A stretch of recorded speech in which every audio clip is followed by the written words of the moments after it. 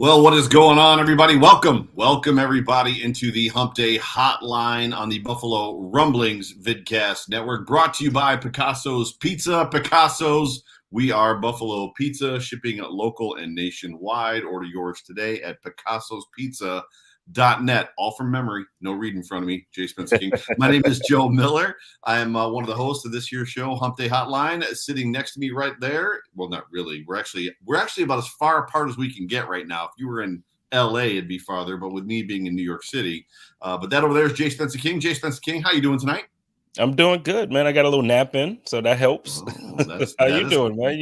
You internet, or it's New York, so I can't say internet, but I was about to hit you with like the international Joe nickname or something like that. You've been traveling a lot lately, man. Toronto, New York City. What's next, man? So Toronto would be was that international? That would be international travel, right? International. Yeah, so Toronto, just the job. The new job has me kind of a little bit all over the place as far as that goes. But so I'll be in New York City for the next couple of days, which was probably the biggest mistake that I have made. And my boss, actually, I was texting him today because I don't know if you've heard, but I'm sure you have. We're expected to get somewhere from 3 feet to 6 feet of snow by Friday night, and I fly back Friday night. So I was texting my boss today, and I was like, I think I'm going to get stuck. I think I'm going to get stranded in New York City. And he's in Texas. He's like, why?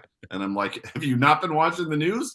So I might be here till Saturday or Sunday. We'll have to see how that whole thing works out. But welcome everybody into the show. So good to have you. JSpenceTheKing is going through all the different people. I see Tia Estelle is in the room. My sister Jamie's in the room. My mom is in the room. Pam is in the room. I know Richard Rush. Yeah, she's on time.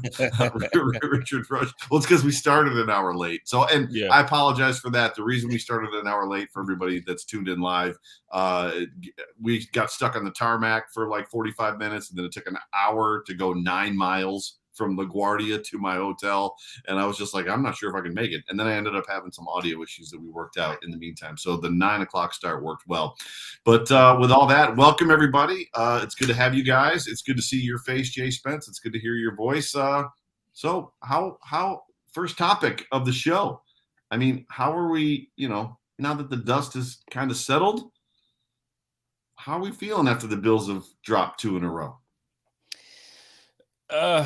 Obviously I would be lying if I said I'm not disappointed. I know the Vikings are a good team. Obviously they're 8-1, so you don't get to 8-1 by not being good. Granted, there's some luck, there's some whatever, but they're good. They're a good team, good solid football team.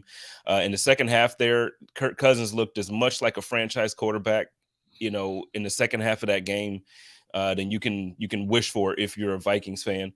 So I mean, the Vikings did what they had to do. I'm still really I hurt more from the Jets game. Like I'm stinging from the Jets game, and I don't know if it's because it's a division rival. I don't know if it's because it's the conference placement. I don't know what it, but the Jets game stings.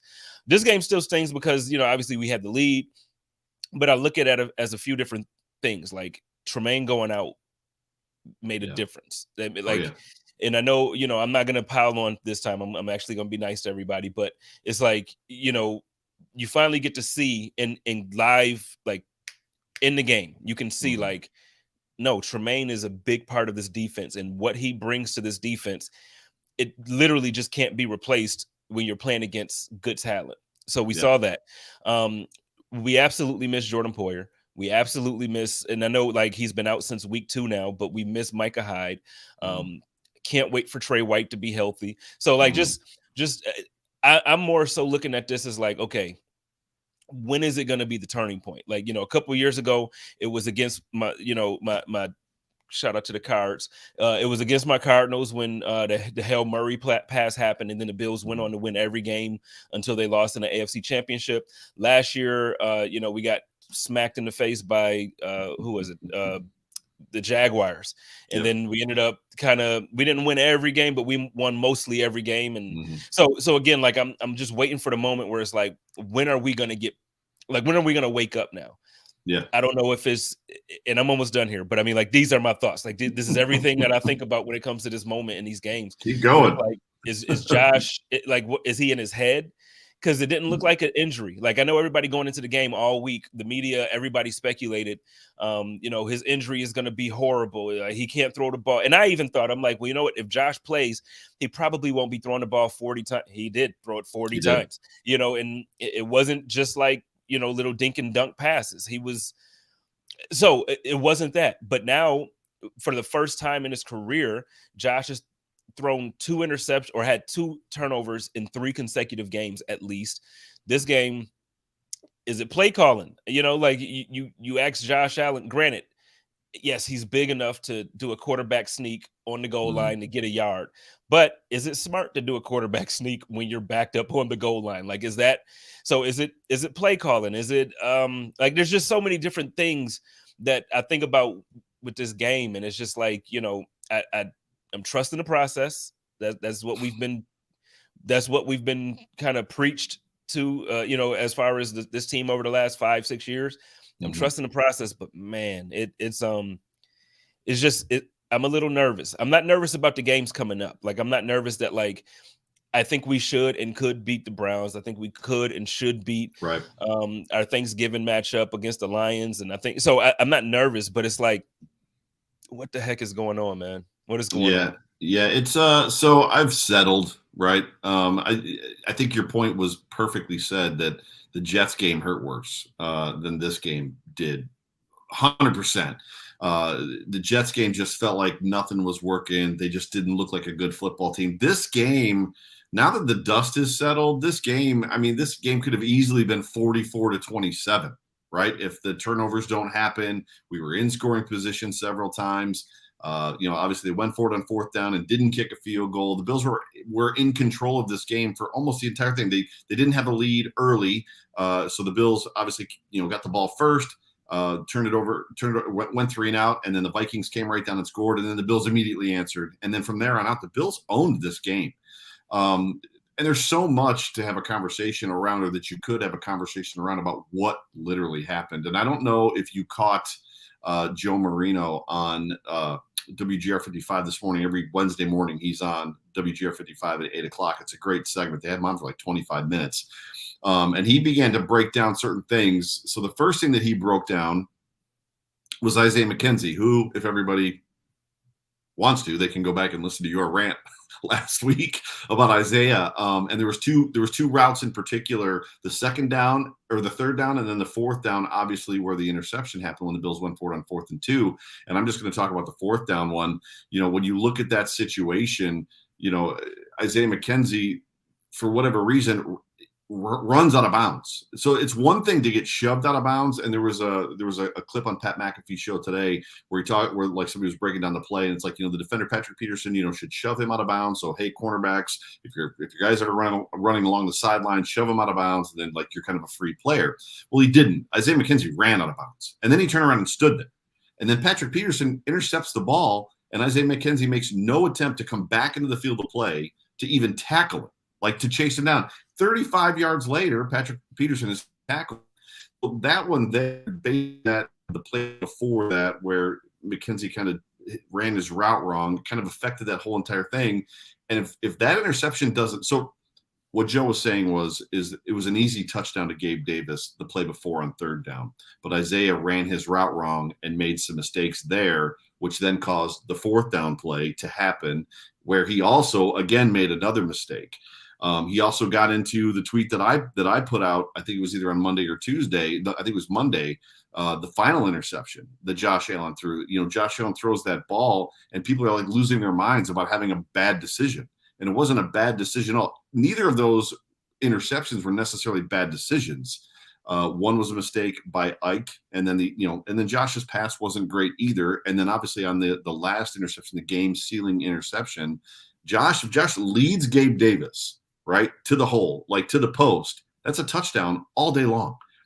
He was about 4 to 5 yards short on that throw. And you got to wonder how much his arm, possibly the brace, it looked like you could see like a brace in his white sleeve up at the top of his arm. So it looked like he was braced on his right arm. All that to say this, even if the first interception happens and then Cam Lewis swats that ball away from Justin Jefferson, the fumble doesn't happen. The second interception doesn't happen. And it all comes down to The Buffalo Bills, and Reed Ferguson said this with me on a podcast that I did with him yesterday.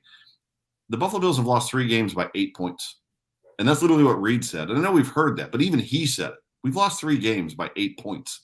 And when you think about just that and the fact that that game, they could have scored 2 more touchdowns if it weren't for a couple silly mistakes, I think this team is fine. I think there's just an aspect of they need to stop hurting themselves. I think they hurt themselves in the Miami game. They didn't play well in the Jets game. And then they hurt themselves in this football game. So the 2 teams that they played that are really good, the Dolphins and the Vikings, they hurt themselves a number of times. But I'm not worried about Josh Allen. I'm not nervous at this point. We've seen this. What is this, the 3rd year in a row that the Bills got to the middle of the season, to your point, and kind of have stalled out a little bit, and then they catch fire, right? And they head to the playoffs. Now, the question is, how far are we going to get in the playoffs? They got to make the tournament, which I think they'll do. And then from there, where are we seated? Who are we playing? And then how far are we going to get? And I don't know. How do you feel about this? So I'm just thinking about this now. I'm not worried about the Bills on the road. Are you worried about the Bills playing in the playoffs on the road? No, the only time you're worried about the Bills playing on the road in the playoffs is if you're talking about the Kansas City Chiefs. Right. So the reason why we want that number 1 seed is because we don't want Kansas City to have it. That's the only reason. Like any other team. Look, first of all, the Bills fans travel well.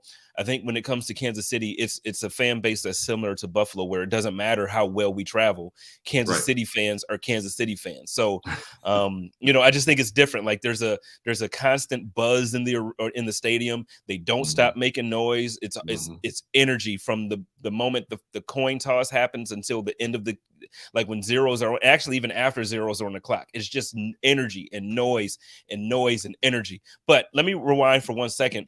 I think you're trying to set me up for failure here today.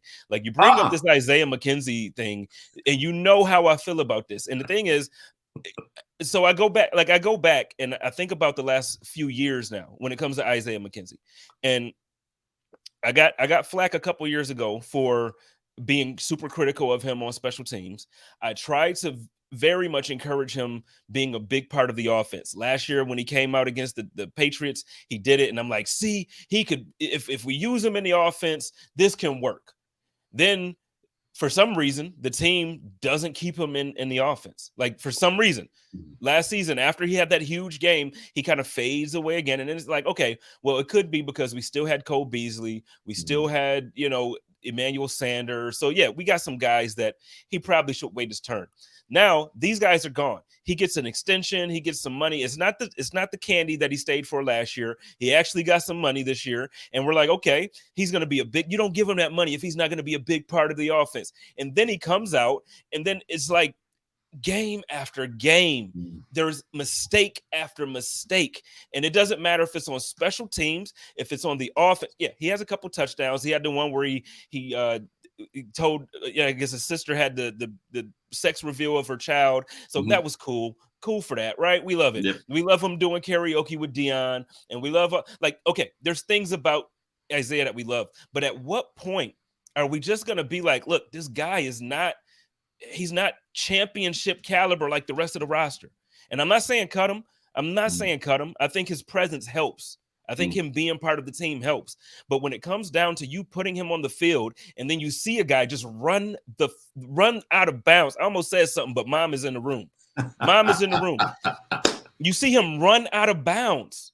Like not pushed out of bounds. He didn't trip and fall out of bounds, which I probably would have got on him about too. But he ran out of bounds. And then to your point, he didn't come back in. Even I know the referee throws his hat. You can't touch the ball. I get that.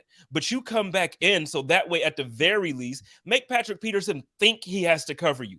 I don't know. Like if the interception is made, make a tackle. You're one of the quickest guys on the team. Why are you not running after Patrick Peterson? And hold on. I'm sorry. I have Nipsey Hussle play at random moments of the day for motivation. Alexa, stop. I love it. Sorry, I motivation at all times. But it's like maybe Isaiah McKenzie needs some motivation, because the thing is, I'm not understanding how like he keeps getting chance after chance after chance, and then it's just like he keeps coming up short after and then he gets on the podcast. Love the podcast, great entertainment. But like same thing with Josh lately. I'm not saying Josh overall, but like lately we can't keep going back to I got to be better. I got to play better. I got to perform. No, at this point, I'm tired of hearing you say, I got to be better. I just need you to be better, man. At some point, be better. Be better. I wonder, and this is just pure speculation. So clearly Josh Allen, that last throw, he wants that last throw back because he didn't make the throw.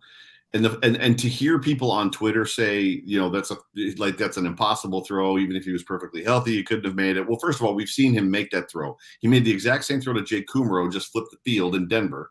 Kummerow's the only touchdown that he has as a Buffalo Bill. That was basically that post route that he threw to Kummerow. He threw that exact same pass to Gabriel Davis last year in preseason. So this whole concept that Josh can't make that throw is ridiculous. So I know he wants that throw back. But my question is this to you, as far as speculation goes from me. How much is Josh sitting there dejected, looking down at the table, him covering up, knowing that mistakes were made, execution errors are happening on offense, and at the end of the day, I'm doing what I can.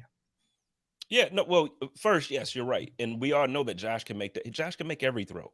Right. So it's not about so if anybody's beating Josh up for that, it's like, okay, you're crazy. Clearly you're crazy.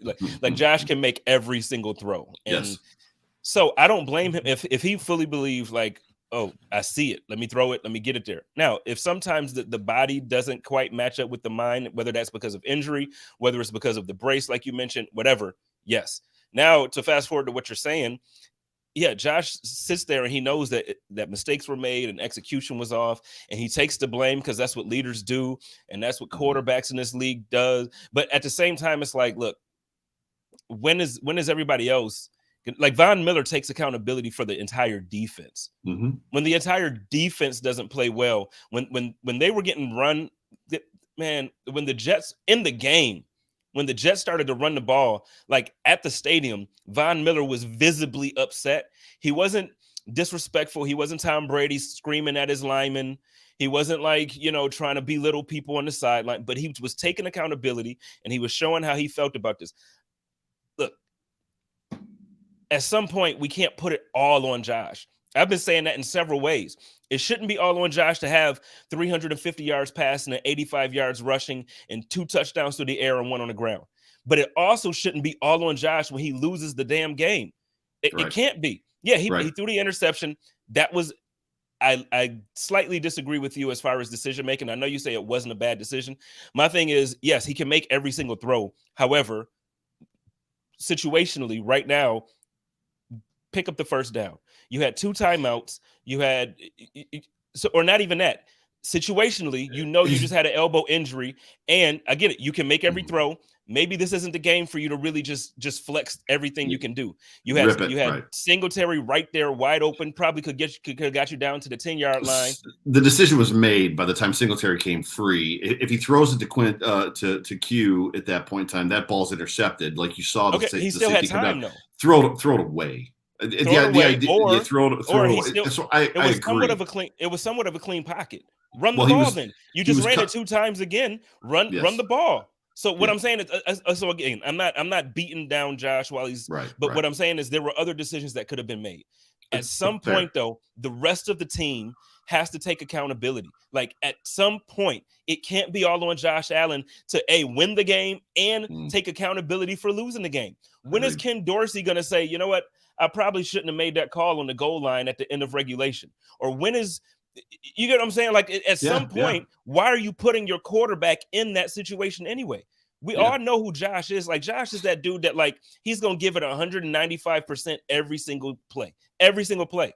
He was trying to get a yard before the ball was in his hands. That's what happened. Make better plays, man. Call better plays, get more accountability. You know what I mean? At some point, and I get it. The team loves it. They'll run through a wall for Josh. I need y'all to run through a damn wall for Josh. Yeah, he'll do it for you. I need y'all to do it now. Yeah, that's absolutely fair. But I guess to kind of wrap this up, so everything that you said, yes, we're not in disagreement at all. My only point about it wasn't a bad decision means that's a throw he can make, right? That's the point. Yeah, absolutely. He wasn't. Absolutely. He didn't throw the ball into triple coverage and expect his arm to do something we've never seen it do before. So it is basically what it is. Gabe was breaking open. If he leads him, that's a touchdown all day long, and the Bills walk off the field, right? 100%. Winners.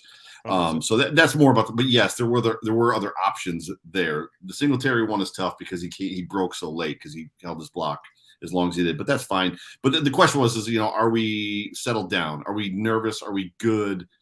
After dropping 2 with what the rest of the season is going to bring, I think we're both in a yes situation there, right? Yeah, I'm just annoyed. That's all.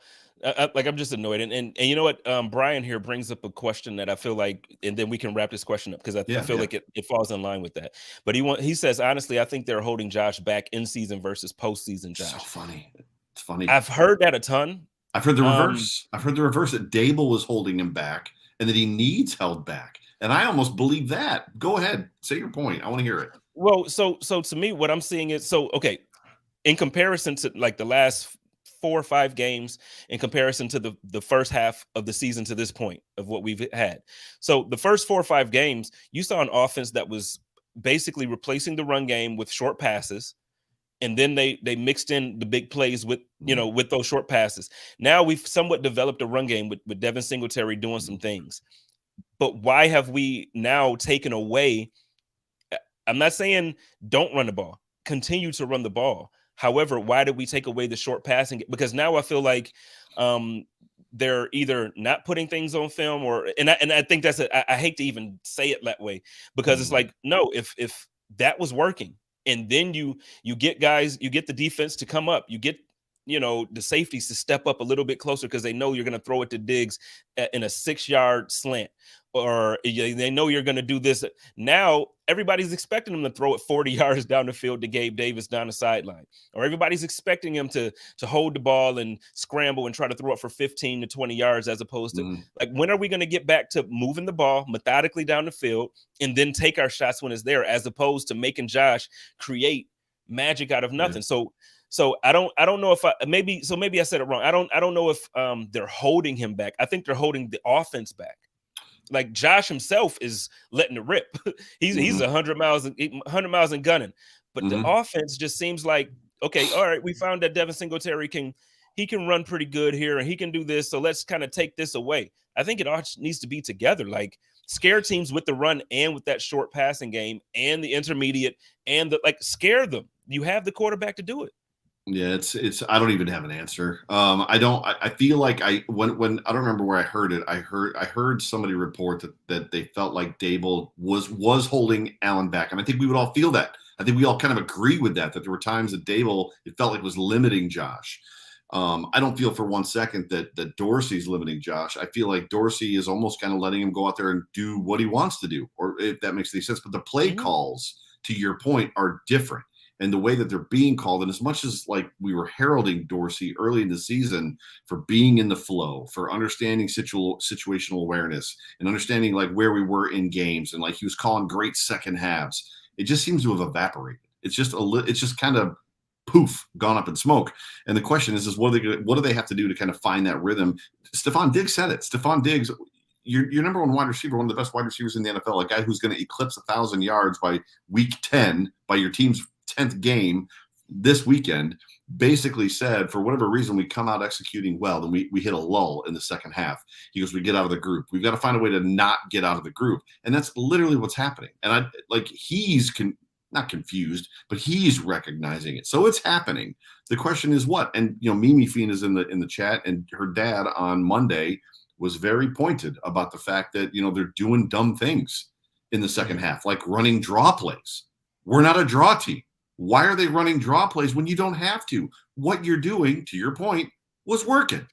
Just keep doing that. Like, it's not like they stopped it, so you had to go away from it and try a draw play. You just stopped doing it. It's like shades of Dick Duran. Remember Dick Duran? The Dick Duran offense era for 4 years was that play worked. Tear it out of the book. We'll save it for later. And they wouldn't run it again.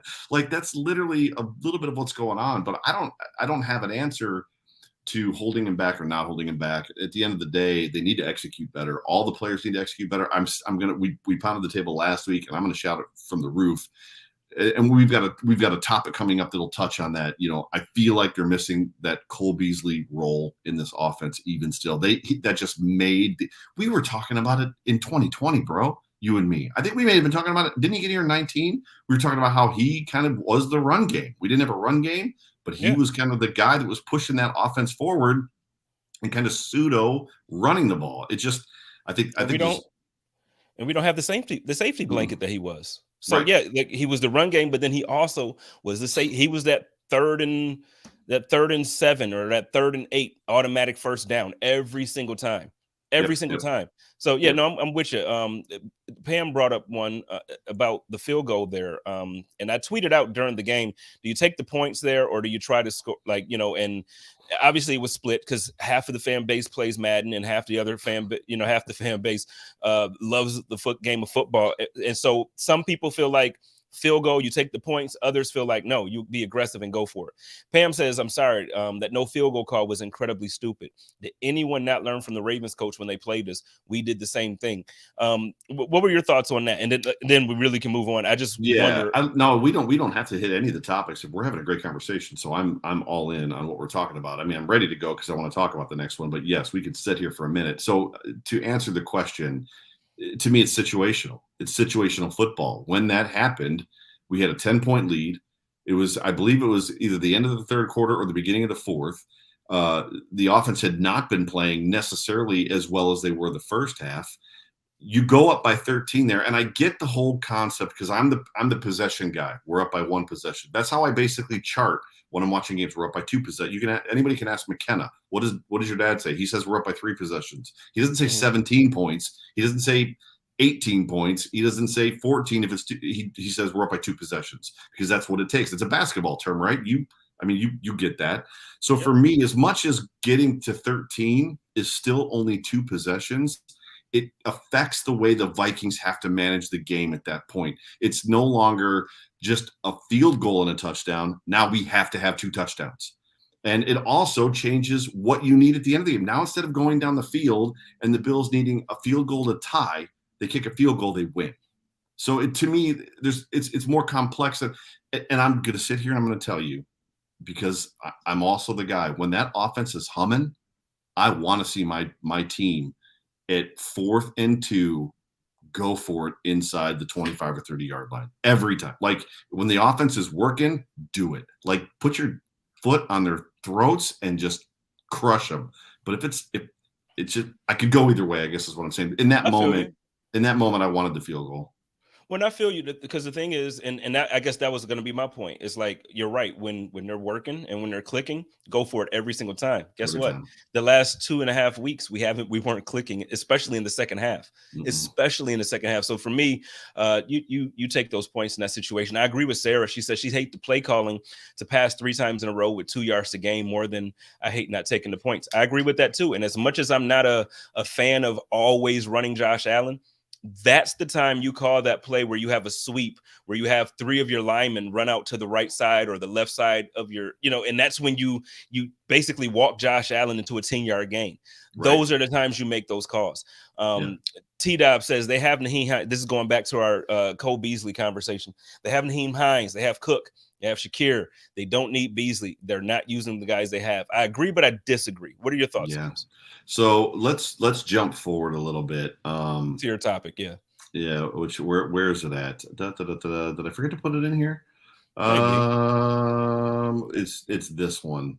So the topic was, with Kumaro hurt, the Buffalo Bills have no reserve boundary wide receivers. Is a move coming? And I wanted to parlay this into this topic, which is the Bills absolutely 100% are missing not Cole Beasley, the person. And we it's funny because people get so tight, right? When you start talking about Cole Beasley, they're missing Cole Beasley, the player. Khalil Shakir isn't versed enough. He's not tenured enough. He hasn't been in the league long enough. Neither is anybody else on this roster outside of maybe Naheem Hines to live in that. The ball is snapped. I'm in the slot. I know how to find the gap in the defense. I know where the gap in the zone is. And that's what Cole Beasley did so well. It wasn't a matter that like anybody could just walk out there and turn around 3 yards afterwards. No, there's nuances to that. And it's reading the play right pre-snap, being on the same page with your quarterback, which Beasley always was on the same page with Josh Allen. It was almost magic the way that it worked. So to just assume that Khalil Shakir or Jake Kumaro or one of these guys can run out there and just like, oh, I'll just pick up where Cole Beasley left off. Isaiah McKenzie. The reality is it's not happening because they can't. So the question is a wide receiver move trade for Isaiah Hodgins? Well, the funny thing is the 2 catches he had were out of the slot, and they were similar routes to that. But is a move coming? To me, the answer to this problem, if it works, is OBJ. OBJ is that guy, and they can slip him and Diggs in and out of that slot spot and be that guy to know where the soft spot in the zone is going to be, sit down in it, and allow Josh to find him. Because Khalil Shakir is not ready. Isaiah McKenzie doesn't get it. And Jay Kumaro obviously is injured, right? So, and I get the fan base's desire to see Nyheim Hines. My man, Renaissance Man, says, I can't wait to see Hines more involved. I understand he's new and needs some time. It's frustrating because you see Tony jump right in with KC and you see CMC jump right in with the Niners. Here's and maybe I probably will get dragged for this take, but it's okay. The thing is, Nyheim Hines is a very, very talented football player. He has speed. He does a lot of things that a lot of teams would appreciate having as a role player. He is not a superstar. And the expectation after the trade, I guess people felt like he was going to fix the run game, and then he was going to also jump into that slot role and just be, if he was that good. And when I say this, I mean this with all respect to who Nyheim Hines is. I love him being on this team. I think he's going to be a weapon. There's a reason why he wasn't just the slot guy in Indianapolis then. There's a reason why other teams weren't beating down the door to trade for Nyheim Hines. He's a good guy. He's a good player. Yeah. He's not Christian McCaffrey. He's not, so, and again, I'm not saying that to diss Renaissance Man has a great point. Can't wait to see him more involved. But the thing is, I think the team, I don't feel like his trade here made a difference as to whether I think the team is better or worse. I think his trade here is possibly to be the punt returner. And that could be. I was pleasantly surprised that Duke Johnson got the active spot this past Sunday for those, for the special team snaps.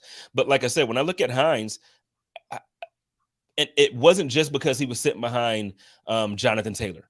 Jonathan Taylor is next worldly when it comes to talent. I get it. But Nyheim Hines, you put him on other rosters, and he's not starting over most starting running backs around the league. So again, we just have to manage expectations on who we think we have. And so when we read earlier comments like we don't need Beasley, listen, Cole Beasley, outside of his tweets about the vaccination and outside of his political tweets or whatever else that people do or don't like about him, he was an all-pro slot receiver. Like I need people to understand that there's a clear. So same conversation we have on defense. Like don't they grow on trees? All pro slot receivers, aren't they just everywhere? Obviously they do, because it's like, but it's the same conversation we have on defense. When Jordan Poyer is out and when Micah Hyde is out, we have these expectations for instance, we want to crucify Cam Lewis. I can't. It was his first ever start at safety ever. Like his first ever start at safety. And he went against probably the number 1 or number 2 receiver in the league. And the best part about that conversation is the fact that even at safety, there's more great safeties in the NFL than great slot receivers. Again, I just think a lot of times we expect, Brandon Beane is the best GM in the league and he has an eye for talent, and the fall off is not great. Like we have man, you could fill in with no drop off. Nah, all pro talent is all pro talent. Then you have other guys that might be able to do some things here or there. But I'm not upset with Cam Lewis, even for not knocking it. I understand. Knock it down, we win the game. That's not instinctual to these guys. You're in the NFL, you see the ball coming, it looks like it's over the receiver. You want that interception. Granted, you knock it down, the Bills are in better position on the field as opposed to getting that interception. So it probably was, but instinctually, these guys are going for interceptions. Like these guys are trying to take the ball away from the other team. Not mad at Cam. We're talking about offense though. So my point is, all pro talent is just not easy to replace. And then we expected Isaiah McKenzie to do it. He couldn't do it. We expected, like whoever we want to talk about, Kumaro. You expect now Nyheim Hines to do it. it's not easy to replace Cole Beasley. Like, Right. we miss him. Like, Yeah. he's all pro. Like, he's an all pro talent, and he's the reason. I don't care what nobody say. I said it on Twitter a couple months back after he announced was it his retirement, or I don't know what it was, but He went to it the may have Bucks been and when then he he retired. retired. Yeah, he went to the And I Bucks and then he announced, retired. I'm like, y'all tripping, man. I love Kobe. I don't love his politics. I don't love a lot of his takes. I don't even like his rap music. I think he's buns, but that's besides the point. I love Cole Beasley because the Josh Allen we know today would not have developed the way he did without Cole Beasley and John Smoke Brown. We do not see Josh Allen the way we see him now without Cole Beasley and John Brown. That's a solid take. And just for everybody in the comments section or even listening to this now, why is Cole Beasley's 2 or 3 yards such a big deal? The reason it's a big deal and the effect that it's having on this offense, that missing, is it's allowing the cover 2 safeties to stay back. And because they're staying back, there's like guys like Gabe Davis can't get open. Dawson Knox isn't open in soft spots in the zone. Those guys are just staying back. They're bracketing people. Whereas if he's in that role, if somebody's got that Cole Beasley role that knows how to finesse it, knows how to execute it, it's causing the safeties to be in a 1 high look a lot of times versus a 2 high look. And if you all should remember what the Tampa 2 is and what that means, because we lived through it. I've talked about it a bunch of times with JP Lossman. JP Lossman had the biggest arm in the world and the fastest wide receiver on the planet, but we can't complete passes because they're in a Tampa 2. Everybody should remember hearing that. This is the problem. You put Cole Beasley on this offense or somebody like him, OBJ, find the soft spots in that zone underneath. It's going to pull them out of a cover 2. It's going to put them in a single high, or at least make them creep up. So that's the whole concept behind this whole thing that we're talking about. So, yeah. And do you remember, somebody asked in the comments, and I don't remember the year. I don't think, obviously it wasn't last year. I believe it was the year prior that what year did I don't remember the year. What, 2020? I think that was the season that Cole Beasley was an all-pro slot receiver. That 2020 season. I think it was 2020. It was when he had 870 yards or something like that. Yeah. He had so 80 catches for 870. So yeah, so I mean, we can move on to another topic now, but yeah, I just really think that, we underestimate, specific roles and what guys do. Again, I could have the same conversation about Tremaine Edmonds. We underestimate what his role is because we think as fans we know how he's supposed to play. Right. So I just I caution us, when we have these takes. Like, look, these dudes, man, I miss Cole Beasley. I miss Cole Beasley. Every Sunday I miss Cole Beasley. On the Hodgins thing, I can tell you first, I know for a fact Isaiah Hodgins getting picked up by the Giants. The Bills brass are upset about that because they didn't even receive a phone call from the Giants. So they're mad that they just came in and basically scooped him.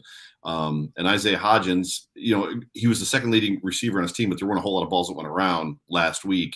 It's going to be exciting to kind of see what he does as far as that goes. But something's got to be done about the fact that we do not have a reserve boundary receiver right now. And I know what people are going to say. Well, Khalil Shakir can play it. Can he?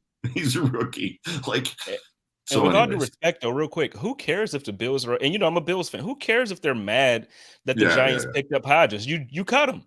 Who cares? That's your fault. You had to expect at some point in time. We thought he was going to be gone in preseason, right? We thought that for sure. Yeah, I did. So I tell you what, you haven't brought Trey White back. I'm trusting the team. Put him back on IR and keep Isaiah Hodgins, but don't get mad that another team is trying to improve week by week. What kind of?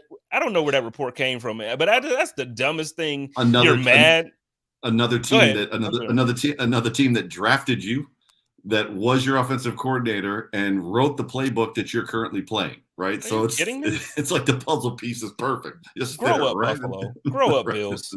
So they were definitely a little salty. But anyways, let's move on. So real quick, Jordan Poyer returned to practice today, albeit limited. For those of you that weren't paying attention, a lot of guys were sick today. They weren't able to actually have a real practice. So they did some individual stuff and kind of some light one-on-one stuff. How desperate is this team to have this guy back? Man. So again, I'm saying this with respect to Cam Lewis. I'm saying this with respect to Damar Hamlin. I think both guys. I love Damar Hamlin. He's a man. Sunday during the broadcast, the announcer compared him to Buda Baker. he compared him to Buda Baker. And he said he's not obviously at the same level of talent as Buda Baker, but he's instinctually, he makes certain plays that Buda Baker makes. And he has like that run defense and I see it. Like DeMar Hamlin is going to be a good safety in this league, but I think he needs to be paired with a vet that's really good. Him next to Jordan Poyer is a completely different defense than him next to Cam Lewis. Cam Lewis didn't make certain instinctual plays where normally our safeties understand. Like if the receiver's the only receiver on your side, the ball's coming to him, you sneak up. There's certain moments that he didn't do that. He didn't do that, so they gained more yards than they were supposed to gain. He also was covering, again, the best receiver in football, so it made it difficult. Jordan Poyer, if he was active Sunday, if he was healthy and active Sunday, I'm not saying the Bills would have won.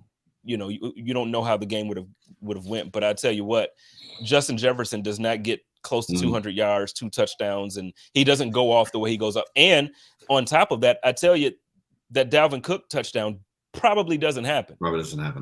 He might get a first down, and that might be a 20-yard gain because he broke through the defensive line and the linebackers, but he's not getting a touchdown. That's so you want Jordan Poyer back. My only concern is, man, and I've heard several different reports at this point. I've heard reports from Cover One. I've heard reports from the Bills. I've heard reports from everywhere. I personally, I'm worried about Jordan coming back too soon. I understand we need him. I understand what it looks like. The thing is, if there are other reports out there that says that he needs surgery on that elbow. That's the one. That's the one I've heard. So I have heard not. So just so everybody knows, we don't talk about Jordan that way. Like I did not hear that from him. I heard it from 2 different people that he needs surgery and it's a 6-month recovery time. And I've heard the same thing. And again, this is not like insider information from Jordan. I haven't spoken to Jordan. I haven't spoken to his brother. I haven't spoken to. This is like I've heard from sources that I trust very much that he needs surgery on that elbow. Now, I also understand he's in a contract situation, so he wants to play. So whether he's making money from Buffalo or he makes money elsewhere next year, he wants to put something on film and he wants to show that he's tough. So I get it. I'm not questioning him in that regard.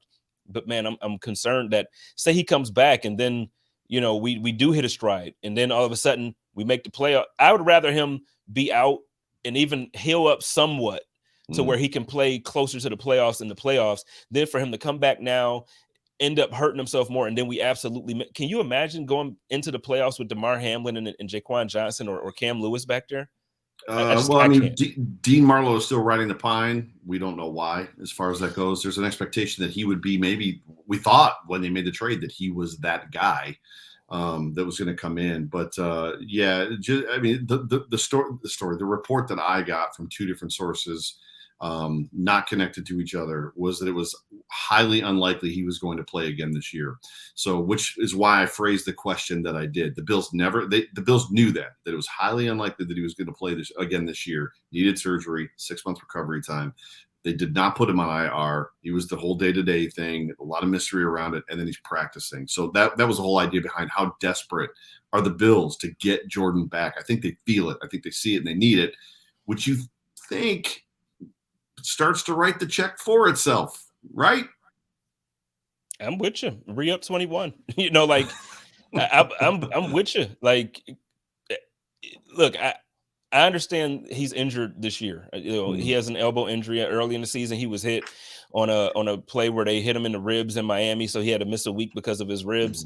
So I get that, but over the course of his career, Jordan hasn't been injured. These aren't normal injuries. Like these aren't wear and tear injuries where it's like, oh, that guy's getting old. These are not old man injuries. These are injuries from like specific crazy plays that happen that typically don't happen. If I'm the Buffalo Bills, I see what my defense looks like without Micah Hyde and Jordan Poyer. I see that.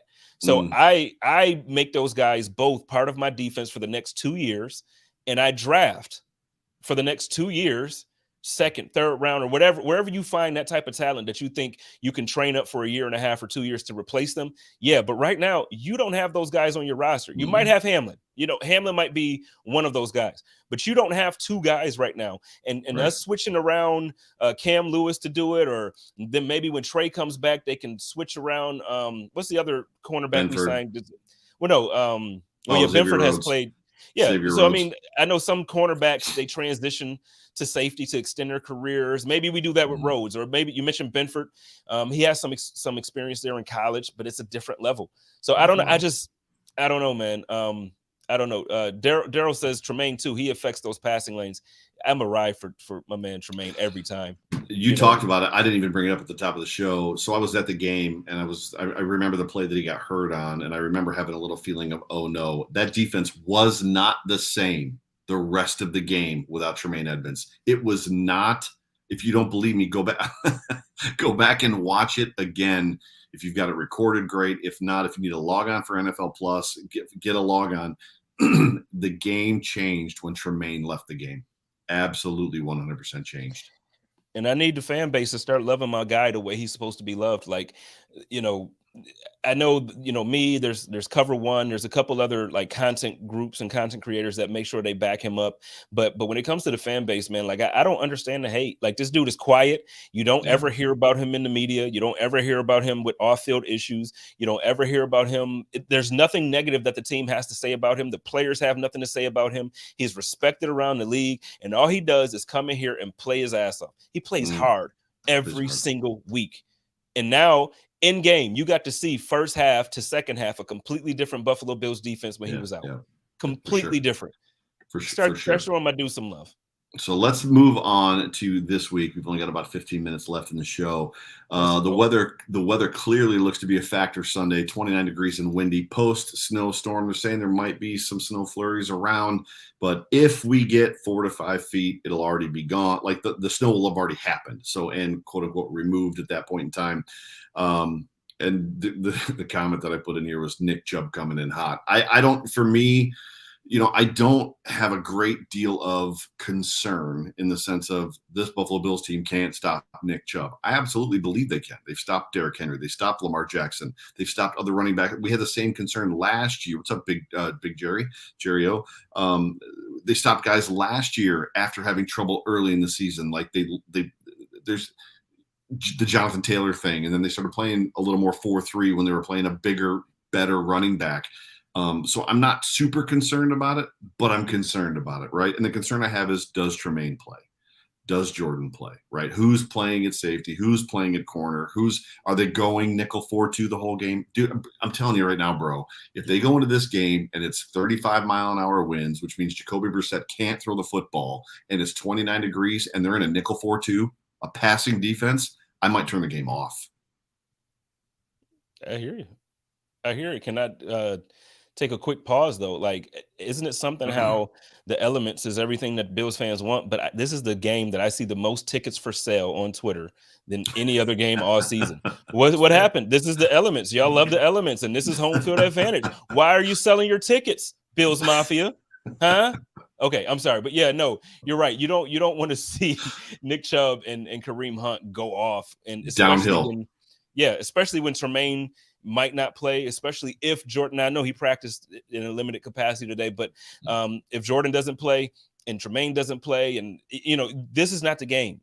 Like, go ahead, my bad. It's just no. No. I just want to tag into what you said. We know that Jordan played today or practiced today in a limited capacity. The reports were he seemed unbothered by the elbow. He wasn't tackling anybody in practice today. He was catching some footballs and running around. Right? Oh, I'm in pain. No, you're not in pain swinging at the air. Like, what are you doing? He's catching 4-yard passes from like, no, he's not. When he's beating Nick Chubb 3 yards beyond the line of scrimmage, let's have a conversation about how his elbow feels. But anyway, sorry, I didn't mean to cut you off, but it's just like ridiculous. No, you're right. But ladies and gentlemen, do your thing from your hump that like on Hump Day for us. Hump Day. I didn't say it at the top, so I had to say it real quick right there. Mike. But man, it's I don't know. It's so I had Gab Gowdy on last night on Code of Conduct, and she talked a lot about like how really the offense isn't the problem in Cleveland. Like, and I've thought this all year long. I thought Jacoby Brissett has done a decent job filling in for Deshaun Watson, who's now in the building, who's now practicing and all that. But I feel like no, he's not we know he's not a franchise quarterback. Actually, the last snow game we had in Buffalo, he was the quarterback when he was the quarterback for the Indianapolis Colts in that snow game that LaShawn McCoy ran off a touchdown. But I just I think he's more than enough if that defense did their job. It's the classic formula of, we do enough to score. We have a good wide receiver, 2 good running backs, a great tight end. We can score, we can put up points, but the defense just continually allows other teams to do it. But then here's my question too. Like, so you're asking about the win, and you're saying about Jacoby Brissett not being able to throw it. I know we drafted Josh because he has the arm to play through these elements. But last year against the Patriots, it didn't quite work like that when we had those strong wins. Well, it didn't. It didn't. So contextually speaking, without context, you're right. It didn't. First context piece: the wind was stronger. It was 45 to 50 mile an hour gusts. Second piece of context is the Bills started to throw it late, and it was working. And what the Bills should have done was just came out and throw it. I don't know if I consider that working. Honestly, I mean, the short pass game, yes, but that wasn't the offense for the team last year. And now this year, we just talked about it. That's not, they took it out. That was their offense at the beginning of the year. They're not throwing it short. They're not taking advantage of digs on the whatever yard, like 5-yard gains turning into first downs. They're not taking advantage of that. So, no, I don't know if that's the plan. And as much as I love what I've seen out of Singletary since I don't even know which game I wanted, the Chiefs game maybe. Chiefs game. So I've loved what I've seen out of Devin Singletary, but for some reason the Buffalo Bills continue to pull away from it. First half, he came out 2 touchdowns, 47 yards, looked great. Second half, where did he go? Where did he go? What are we doing with Cook, James Cook? I think he's at this point. I'm not saying that now, okay, give him the rock and make him the focal point of the offense. No, but compared to who he was as a rookie, but first couple weeks, he has a lot more confidence. He's making plays when he gets the ball. He's making guys miss. Why are we not using our running backs? So this is the game where I'm nervous, not because I don't think we're a better team. I think we are, but I'm nervous because with the conditions, whether it's stronger wins or not, I think at some point we have to start taking. And I've been, Joe, I've been saying this for a season and a half now. We have to take some of the pressure off of Josh, and we have to have a running game to where Josh does not have to be the savior. And this is one of those games where I feel like Josh is probably in his head because he threw the interception in overtime, and they go through this all through the week. We really got to figure out what we're going to do this game. And I'm nervous about the offensive play calling. I think this game, Nick Chubb has 100 yards rushing, and I think Josh Allen probably has 60 to 80. Like in my opinion, I think this is another one of those games where everything that you just said you don't want to see from Josh Allen, and you don't want to see the Bills do with Josh, is everything they're going to do with Josh. Like, Josh is going to throw it to the right. He's going to throw it to the left. He's going to run it up the middle. Like, that's just what Josh is going to do, and that's what they're going to do in this football game. I expect to see probably shorter passes.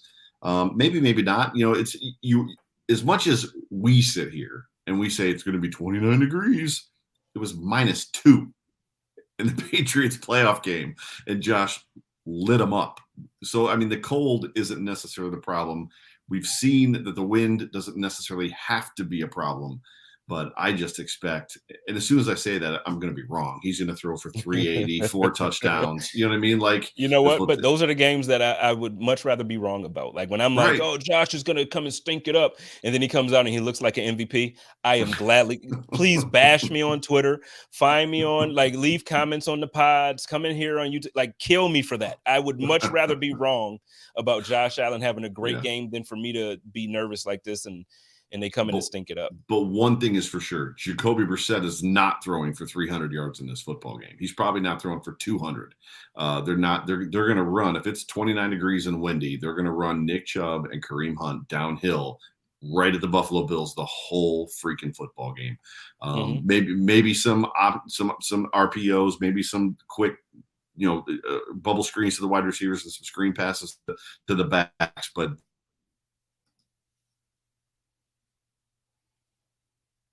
I think we lost Joe for a second there. Oh, there you go. Yep, sorry about that. My signal's getting weak. It's not going to be what we saw with Justin Jefferson, right, where they was just lofting the ball up and Justin was going and getting it. That's not what we're going to get from Amari Cooper and Jacoby Brissett. They're going to run at us. They're going to run hard at us. They are. And before we get out of here, because we did talk about our run game as well, Singletary fumbled and they punished him, is what James Manhart says. I don't know. I'll tell you what, man. I'm a little bit tired of this. I'm a little bit tired of this. Josh Allen has three turnovers. We don't punish our starting quarterback. Isaiah McKenzie makes a mistake every damn week, at least 12 of them every game. We don't punish Isaiah McKenzie. So why is it that he has 2 touchdowns and you punish him for 1 fumble? I'm not taking a shot at James Manhart here. I agree with him. We've seen Sean McDermott take Singletary out in key situations because of either a mistake, which depending on how you look at it, I felt like during the game when I watched it, I said inconclusive. I don't think you could reverse it because you just didn't have the same angle. But when you look at it, obviously it looked like, hey, he looked down, but you just couldn't tell. So that's not a mistake to me that I would bench a guy that just gave you 2 touchdowns. Like I'm tired of it, man. And again, we gotta go ahead, Joe. I just got annoyed with that. No, I mean it's no. I don't know that they punished him this time. I don't remember it being that obvious this time. So even with that comment coming up for me, it wasn't a oh yeah and that. Like I don't remember that moment. I didn't feel like he fumbled. I think is probably why. I felt like he didn't fumble. I felt like it was called a fumble on the field, and just as you said, it was inconclusive. So the people that I was sitting with, I was like, that's inconclusive. They're not going to overturn it because there's no camera angle that shows him, even though you could kind of like, no, he's got the ball. He's got control there and his elbow's down. There wasn't a surefire angle. So I came away from that.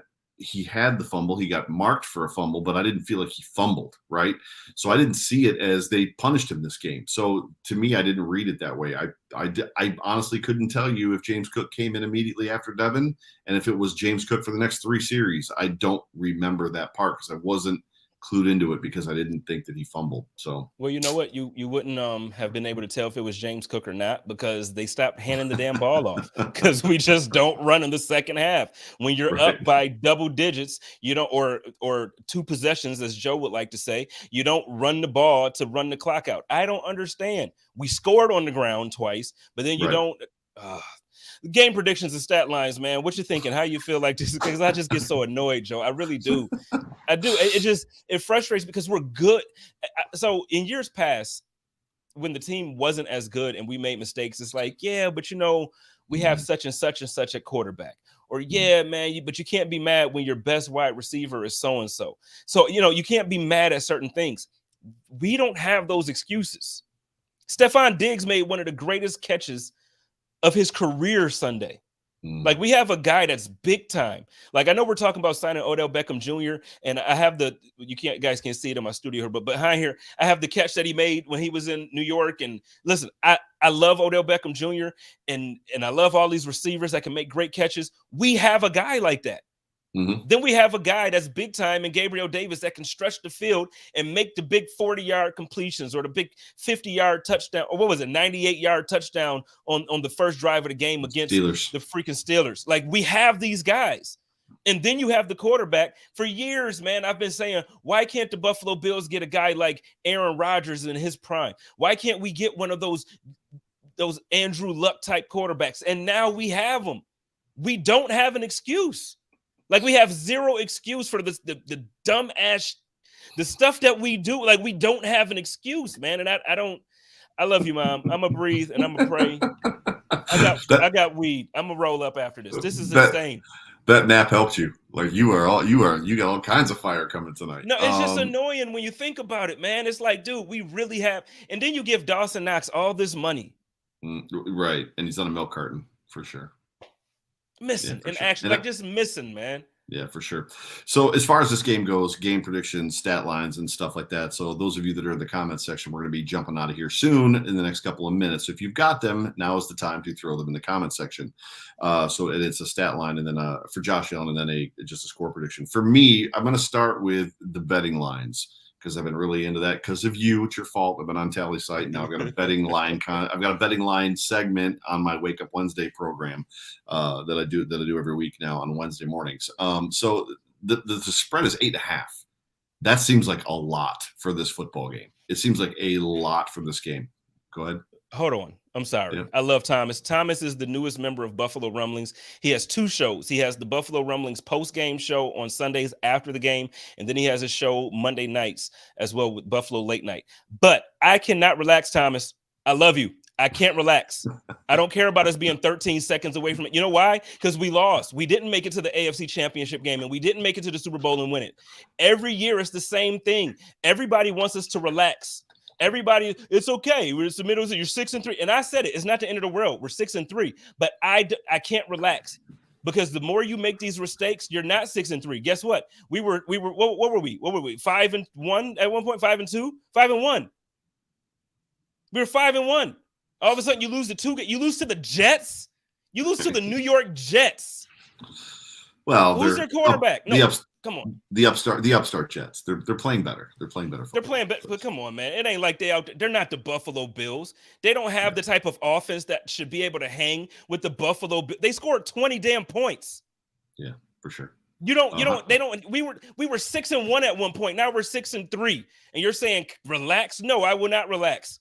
We got to win these next. No, I'm like the more we relax, and it's like, no. So at some point, we got to stop sitting here and patting this team on the back because they made the right moves to bring guys in.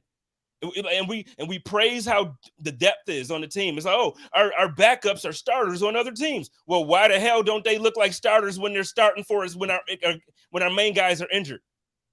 That's an issue. That's an issue. And we're saying relax.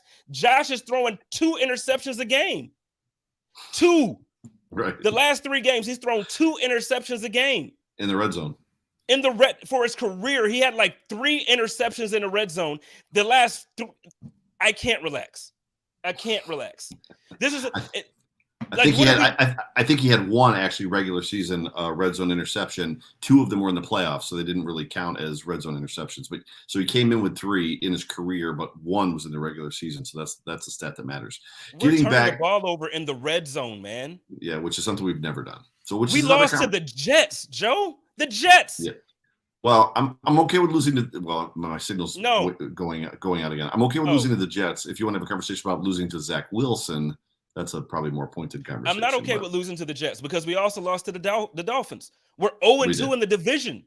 So now it's not even at the point where we're talking about getting 1 in the conference. Now it's like, well, what if the Jets continue to play well and they have a soft schedule? What if the Dolphins continue to play well and we don't even win the damn division? Yeah, what about that? We're Browns game. Well, I was just saying, Browns is one of those games now. We're going to overlook it. Relax. We're only 6-3. Relax. It's the Browns. And then the Browns come in here and run. Okay. I don't think anybody's overlooking it. I mean, I think everybody's got their measures of concern for this football game, which we talked about. So getting back to score predictions and stat lines for Josh Allen. So 8.5 point spread. I don't see that happening. So I took the Browns with the spread. I think 8.5 is a lot for this game. Bills money line. I think the Buffalo Bills win this football game. I would also take the under in this football game. So 8.5, take the Browns. Bills money line, take the under. That's just me. So score prediction for me, probably 24, like 19, 24-20 is my guess as far as that goes for this football game. Buffalo Bills coming out on top. And then Josh Allen stat line, I'm going to go low. I'm a boosted rushing numbers, 65 to 80 rushing yards, 65 to 75 rushing yards, passing yards, probably in that 240 to 250 range, touchdown or 2. But like I said, this is the game where he's going to come out and probably throw up a 360, and we're all going to be like, this guy can do anything. So, yeah. If he comes out and he throws for 360, then I'm thinking we score more than 24 points. And yes, no, I'm agreeing with you. Yeah. But also what I'm saying is too, I agree with you with what you said earlier. I think the bulk of the snow is going to be there tomorrow, Friday, and Saturday. And I think they're going to have it cleaned out in the stadium come Sunday. So even if it's windy, I don't see it being one of those messy games where it's just like snow and you can't see the lines on the field and you can't. Right. It's not going to be that. So I don't think the game is going to be as ugly weather-wise as everybody is trying to predict. So because of that, I do think the Buffalo Bills actually cover the spread. I do think that I just think that the Browns defense is absolutely horrible. Like as they have some good guys there. Obviously, they have some studs on the defensive line, but they're not. The defense is just bad. So I do think the Bills win this game. I'm going to say they cover the spread. It's going to be something like 31-14. Oh wow, I like it. Gotcha. What do you got for Josh Allen? Got Josh Allen with I'm going to say 285, 2 touchdowns in the air. I'm going to say Motor has a touchdown on the ground, and I'm going to say that one of those reception TDs is actually going to go to Knox. Love it. That's pretty much our show. Do you want to take us out? Yeah, I apologize to everybody listening. I really don't apologize because I'm passionate about this team and I love it. Well, no, because the fact is, for years, and because I still see comments coming in saying like, "Hey, relax. 15 years ago, we were praying for this." Yeah, we were praying for this, but now that it's here, I don't want to take it.